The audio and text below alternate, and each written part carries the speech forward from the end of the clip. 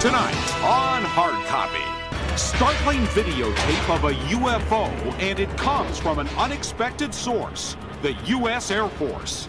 The government has more information than it is generally willing to reveal to the public. This is no home video. These pictures were taken by a sophisticated military tracking system, and it's got operators baffled. I don't know. Exclusive, the Air Force UFO.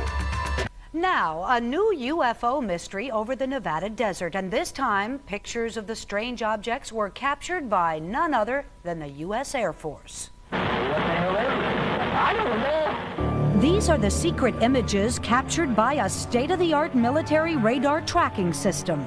Images which raise new questions about the U.S. military's knowledge of UFOs. Where'd it come from?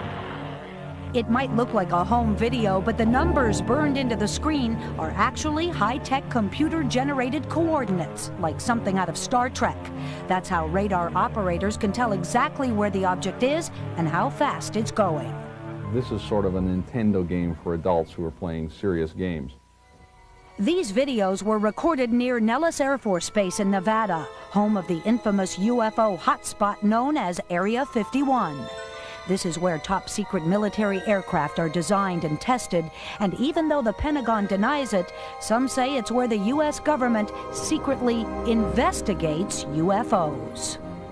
People need to know that this does exist. Sightings are occurring more and more. This man, we'll call him Steve, worked on top-secret projects at Nellis Air Force Base, and he says UFO sightings are common there. This wasn't the first time I've seen the videos. I've seen other videos that were similar to this.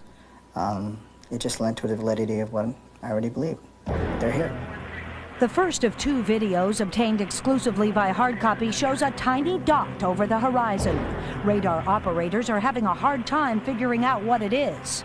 We acquired this unknown object, aircraft some type. It seems to be hovering near.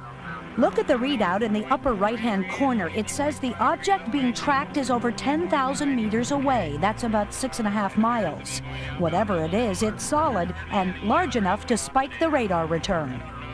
This target is fairly stationary until the very end, when it moves extremely rapidly. It must have a fairly large radar cross-section to return the signal back. That's why I believe the object was fairly large.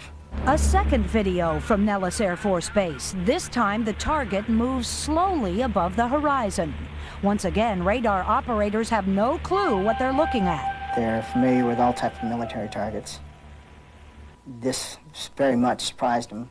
They're very much trying to figure out what type of targets these are. We asked Chuck DeCaro, a nationally recognized expert on military technology, to take a look at the tapes. There are many possibilities there.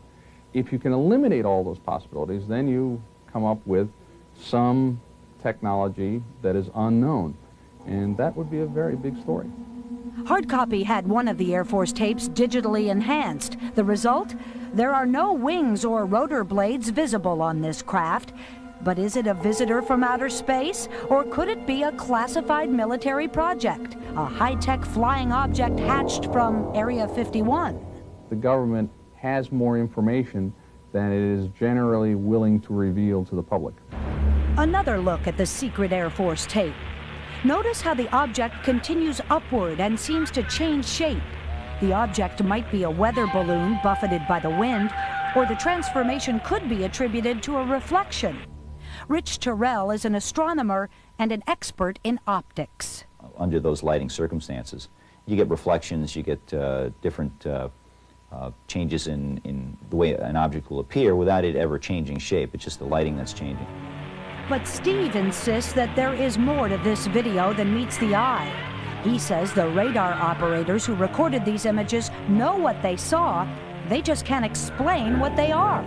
Based on my experiences, both personal and military, there's no doubt these alien systems exist. No surprise when we tried to contact authorities for an official response. Both Nellis Air Force Base and the Pentagon declined to comment.